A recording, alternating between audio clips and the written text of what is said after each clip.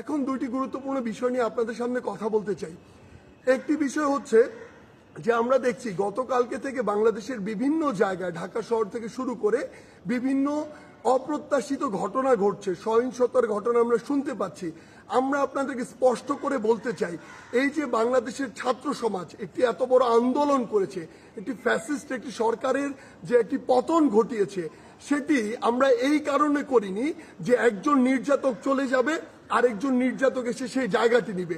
এটি আমরা আমাদের জায়গা থেকে কোনোদিনও মানব না।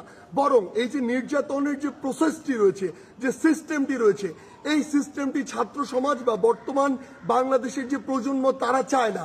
সেই নির্যাতনের সিস্টেমটি চেঞ্জ করার জন্য আমরা আমাদের এই আন্দোলনটি করেছি, এই অভ্যুত্থানটি ঘটিয়েছি পুরো বাংলাদেশের মানুষকে নিয়ে।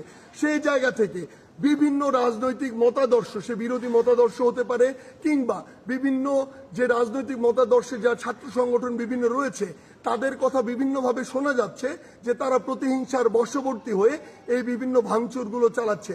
আমরা স্পষ্ট করে বলে দিতে চাই, এই বাংলাদেশে এরকম যদি অন্যায় বা অপরাধ যেগুলো হচ্ছে, এগুলোর অবশ্যই প্রত্যেকটির বিচার হবে।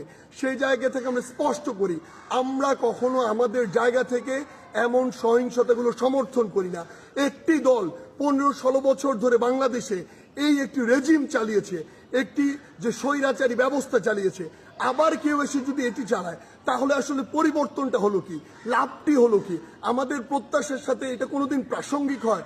কখনো হয় না। তাই আমাদেরকে এটা আমাদের কাজের মাধ্যমে প্রকাশ করতে হবে যে আমরা যে বাংলাদেশের স্বপ্ন দেখি সেটি আসলে আমরা সত্যি করতে চাই।